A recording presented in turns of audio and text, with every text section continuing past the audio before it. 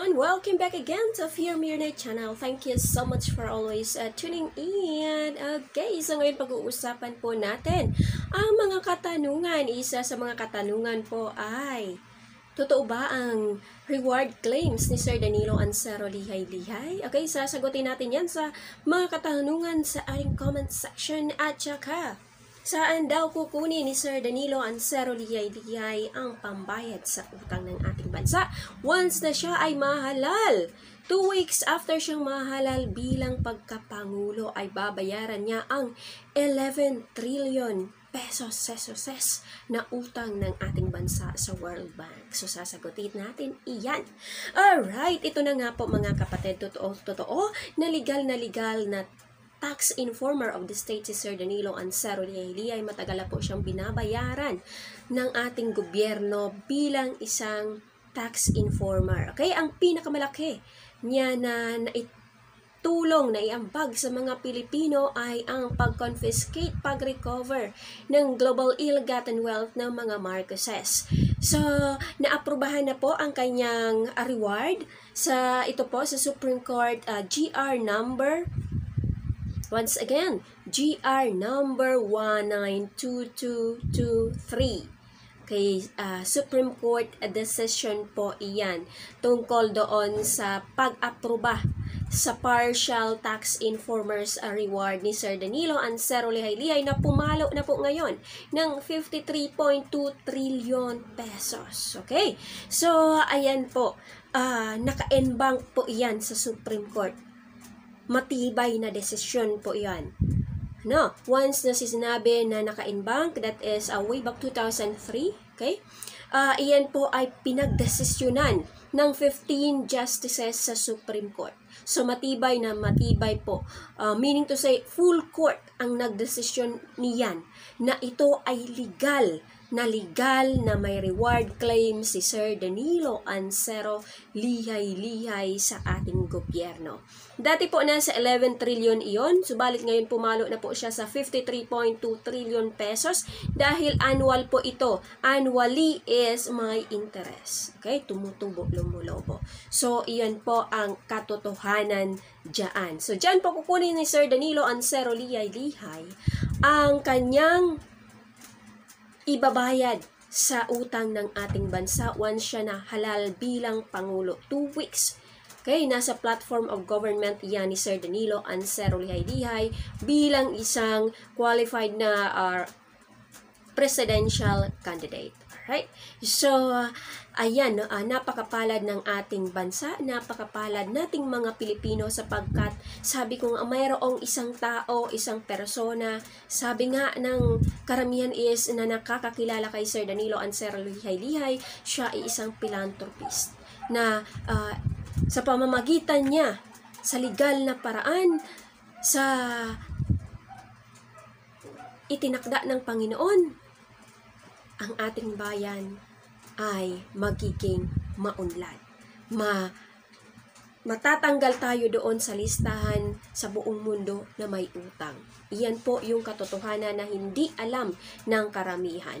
Ako po, 2016, isa ako sa mga Pilipino na makakapag-testify kung gaano kaligal ang reward ni Sir Danilo Ancero Lihay-Lihay sapagkat ako po ay miyembro ng kanyang private foundation na Lihay-Lihay Economic Development Foundations Incorporated na siyang partner, nag-iisang partner ng Gobyerno for Nation Building. Isang foundation na partner ng ating gobyerno for nation building. Okay? So, ayan po, walang duda na dyan sa pondo na mayroon si Sir Danilo Ancero Lihay-Lihay sa ating gobyerno. Natagalan ang kanyang proseso sa ating gobyerno sapagkat kahit pinapaigting ang doon sa yung sa Anti-Red Tape Authority, di ba? Ngayon pa lang yun nung panahon ni President Duterte na pinapaigting nila yung ease of doing business, yung sa Anti-Red Tape law, di ba? So, ayan, kahit pa na ganoon subalit, hindi natin maiiwasan na meron talaga mga trabahante sa ating gobyerno na kumbaga hindi ginagawa ng maayos ang kanilang trabaho.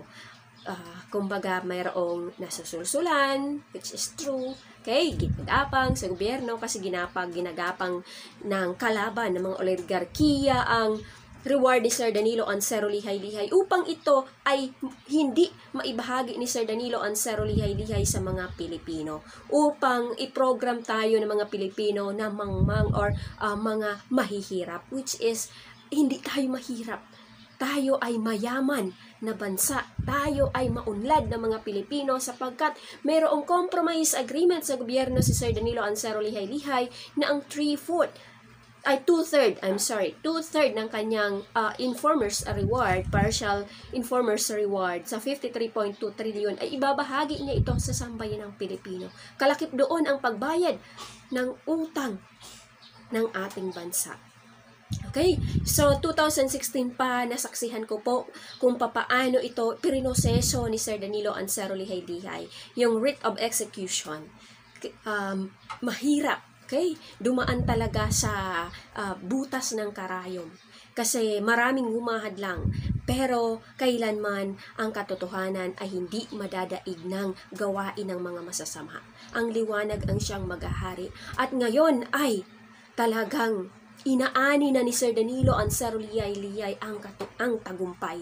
Sapagkat noong July 1st, yes, it's July 1st, 2021, okay, inaprobahan or granted ng Regional Trial Court Branch 97 ang writ of execution ng reward ni Sir Danilo Ansero Lihay-Lihay upang magawa na ito, okay, ng voucher with check. So thank you so much sa mga trabahante ng ating gobyerno na ginagawa ng maayos ang kanilang tungkulin. Saludo kami sa inyo for the benefits of humanity, of mankind, ng mga Pilipino, lalong-lalo na ng less fortunate Philippine citizens. Maraming salamat po. At saka merong bagong batas ngayon na yung lahat ng reward claims ni Sir Danilo Ansero Lihay-Lihay ay kasama na doon sa desisyon ng Branch 97 sa pag-grant ng writ of execution. Merong bagong desisyon, bagong batas, Rule 144 PAR number 2 Rules of Court. Okay, AM number 19-10-20-SC, which took effect May 2021, ngayon lang na 2021. That all pending claims shall be governed by said rules of court. So lahat ng claims sa Supreme Court at Malacanang ay kasama na sa desisyon ng Branch 97 QC ng RTC noong July 1st, 2021. Kasi maliban doon sa Supreme Court, nasa Supreme Court ni Sir Danilo Ansero Lihay-Lihay, meron pa siya sa Malacanang amounting 88 something billion pesos. And meron pa nga siya sa BIR. Okay, so sumunod sa regulasyon sa batas si Sir Danilo Ansero Lihay-Lihay. Saksi kami dyan. Kasi dumaan siya sa iba't ibang ahensya at dumaan siya kahit sa PACC, sa Anti-Red Tape Authority, dumaan si Sir Danilo Ansero Lihay-Lihay dyan. At yung sa BIR nga is mayroong utos, may order ang Anti-Red Tape Authority na iproseso ang nasa BIR na yung reward doon ni Sir Danilo Ansero Lihay-Lihay, amounting nasa trillion din iyon. Okay, ako nakasama ako way back 2019 dito sa Bureau of Internal Revenue sa National. Okay, so kaya talaga grabe. Sabi ko nga sa mga nandito na sa LADFI, talagang huwag kayong bibitaw. Okay, kahit natagalan ang proseso, kasi nga hindi iyan kasalanan ni Sir Danilo Ansero Lihay-Lihay. Ang may kasalanan diyan yung mga kakampi ng mga oligarkiya na pilit hinaharangan ang reward ni Sir Danilo Ansero Lihay-Lihay. Subalit anong mapaman ang gawin nila na paninira kay Sir Danilo Ansero Lihay-Lihay sa social media, sa mainstream pa yan, o kahit ginapang pa nila yan sa bawat ahensya ng gobyerno, maging sa korte ginapang, subalit never silang nagtagumpay. Kasi ang dumadaan sa legal, ang nasa legal at sa katotohanan, iyan ang laging magwawagi. Lalo na kung ang kanyang pagkilos ay alay sa Panginoon, sa bayan at sambayan ng Pilipino. iyan at iyan ang magwawagi. Sumusunod sa legal. Siya ang legal, walang iba. Okay? So, walang Marcos wealth. Ang mayroon is global ill-gotten wealth ng mga Marcoses. At mayroon silang compromise agreement sa ating gobyerno wherein inadmit na nila, inaccept na nila ang kanilang kasalanan, inamin na nila ang kanilang kasalanan noong 1993. Okay? Na-sequest na ng ating gobyerno ang ilang, ang mga nakaw na yaman. May pinirmahan dyan sila BBM, sila Amy Marcos, ang buong pamilyang Marcos. Pati si Imelda, lahat sila. At sa pinirmahan nila, included doon na walang sino man sa kanila ang mga pumirma doon, ang pamilyang Marcos, na muli pang makakabalik sa pinakamataas na posisyon. Ano ang pinakamataas na posisyon sa ating gobyerno? Ang pagkapresidente. Alam iyan ni BBM.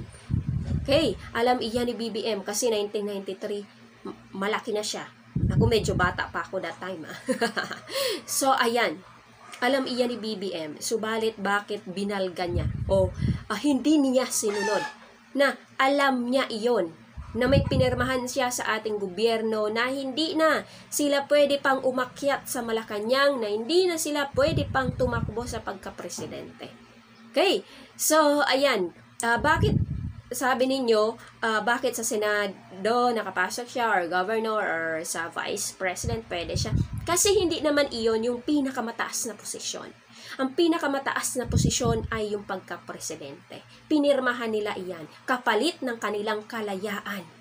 Okay? Na hindi sila makukulong basta may compromise, may pinag-agrihan sila ng ating gobyerno. At isa pa doon sa agreement nila ay ibabalik nila yung trilyon-trilyon na hindi pa nila binabalik sa ating gobyerno. Subalit from 1993 until now, hindi ibinalik nila BBM. Okay? Bakit sinasabi natin si BBM? Kasi isa siya sa pumirma doon. Marcos siya. Pumirma siya doon sa 1993 agreement. At pinagtibay iyon na agreement na iyon noong 1994. Pinagtibay iyon. Nung panahonan ng dating Pangulong Fidel V. Ramos, pinagtibay pa iyon. Hindi lang isang beses iyon. Ng 1993, 1994, pinagtibay pa iyon. So, alam na alam ni BBM na hindi na siya pwedeng tumakbo pa sa pagkapangulo. Okay? So, ano yung hindi bona fide? Hindi malinis ang hangarin niya sa pagtakbo sa pagkapangulo. Bakit? Alam niya sa sarili niya na may pinirmahan siya sa gobyerno natin. Pero balingwala iyon sa kanya. So, hindi malinis ang hangarin niya. Ano nga ba talaga ang hangarin niya? Hindi yung magsilbi sa bayan. Kasi in the first place, kung talagang pagsisilbihan niya ang sambayan ng Pilipino, Luzon, Visayas, Mindanao, from 1993 until this year, 2021, may ginawa silang aksyon para ibalik nila sa ating gobyerno ang trilyon-trilyon na hindi pa nila binabalik. Dapat maging aware tayo dyan. Makita natin yung maling gawain sa tama. Yung sumusunod sa batas sa hindi sumusunod sa batas. Kayo, yung mga supporters, okay? Mga supporters ni BBM, ninakawan din kayo ni BBM. Tayo ang nagsasuffer doon. Na kung sana itong mga nakaw na yaman na ito na ibalik sa ating gobyerno, di sana walang naghihirap na mga Pilipino. Walang namamatay sa ibang bansa ng mga Pilipino. Walang nagpapakahirap ng mga overseas sa Filipino workers. Wala. Ang nakakalungkot pa dyan, kasi even yung reward ni Sir Danilo Ansero Lihay ay pilit na hinaharangan nitong mga loyalista ni Marcos, including Gadon, kay Maharlika. Okay? Even sa Department of Budget and Management is nagpalabas ng mga palsipikadong dokumento sila Maharlika. Sinisiraan ni Maharlika si Sir Danilo Ansero Lihay from 2016, I think, yes, and 2018. Tumigil lang siya 2019 to 2020 na, 21st. But now, nag-ano na naman siya. Pero tumahimik na ata. Sila yung mga nagpalabas ng mga peking dokumento dyan. Mga palsipikadora yan.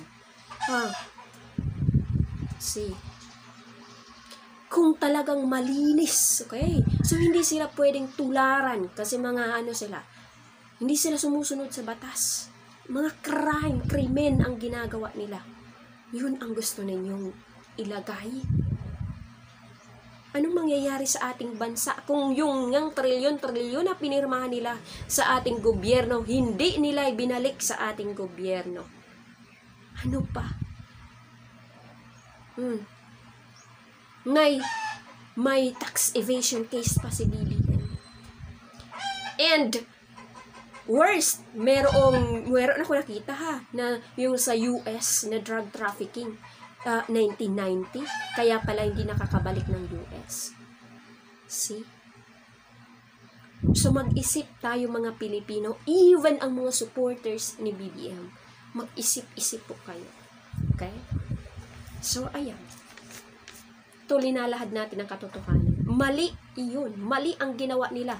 Mali ang ginawa ng tatay nila na alisin sa teritoryo ng Pilipinas, sa ating gobyerno, ang pangangalaga ng mga yaman ng mga Pilipino. Kasi yun ay kaloob ng Panginoon. Lahat ng yaman dito sa mundo, sa teritoryo ng Pilipinas, pag-aari ng Panginoon, na ito ay para sa lahat ng mga Pilipino, hindi sa Marcos. Okay? Yung ginawang pagbubungkal noon, sa 1968 to 1970, I think. Yes. Yun.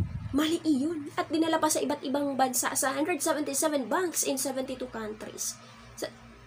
Tama ba yon? Legal ba yon? Di ba illegal iyon? Illegal na illegal. Ano pang excuses nyo dyan? Illegal iyon. Ang mali ay mali. Mali iyon. And then, ito yung pamilyang Marcos, including BBM, 1993, pinagtibay pa ng 1994. Nangako sila sa gobyerno na ibabalik nila yung mga hindi pa nila na ibalik na trilyon-trilyon. Okay? Maging malaya lang sila. Nakakalungkot. Yung mga kumuha sa grocery ng sardinas, kawawa, nakakulong. Pero yung mga trilyon, bilyon, malaya. Anong mayroon sa kanila? Anong pinagkaiba nila? Napak-unfair, di ba? Kasi it's because meron silang, sabi niyo may pera, may ganun. No! Sa atin iyon. Sa mga Pilipino iyon. Kaya tayo nagsasuffer. Hahayaan pa ba natin na mag-suffer yung mga next generation? It's because dahil dito sa maling-mali na ito. Okay? Lahat tayo haharap sa Panginoon. Walang mayaman sa harap ng Panginoon. Tandaan natin iyan. Walang makakaligtas sa Panginoon. Lalo na kung nang-agrabyado ka ng maraming tao, ng maraming Pilipino. Okay? It's because of your wrong deeds. Marami ang naghihirap.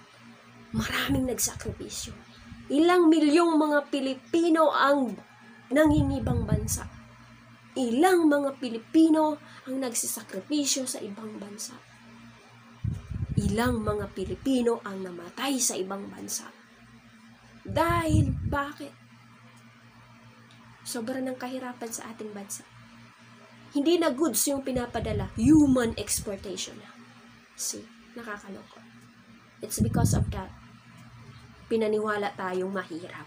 Pero ang totoo, mayaman tayo. Okay? Dito pa lang sa reward ni Sir Danilo Ansero Lihay-Lihay, kaya nang payamanin ang ating bansa. Kaya nang iangat ang bawat Pilipino. Kayang pauwiin ang mga overseas Filipino workers. That's the very sad reality. Diba? Pero kailangan hindi kayo mananaig.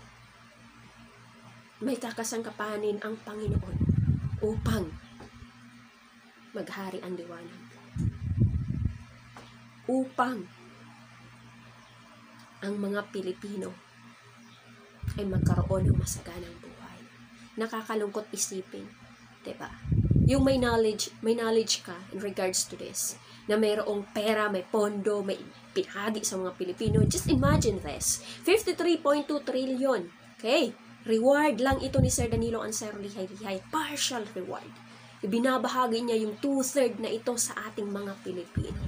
It's a very sad makakita ka ng mga Pilipino sa lansangan na iisipin mo, they don't deserve that kasi may pondo para sa kanila. Masakit sa puso yun. Makakita ka ng mga Pilipinong nagsasuffer dahil sa kahirapan, dahil itinatago sa atin ang katotohanan. Pero kailanman, ang gawa ng masama ay hindi naman nananaig. May katapusan iyan. Tandaan natin yan. Kaya mag-isip tayo. Mag-isip tayo. Huwag nating pairalin yung pagiging loyalista or whatsoever. Pag mali ay mali. Sumunod kayo sa legal, sa batas. Okay? Maraming salamat guys.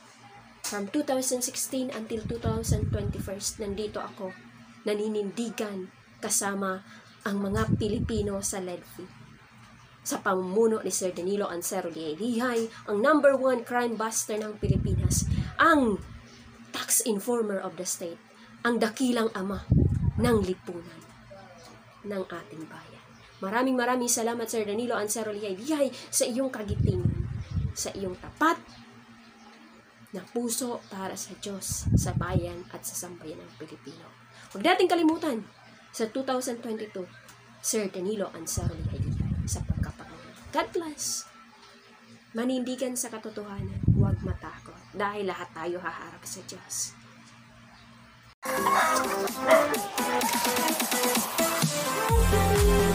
Ang sarap lang, dito sa probinsya, pwede ka mag-aalaga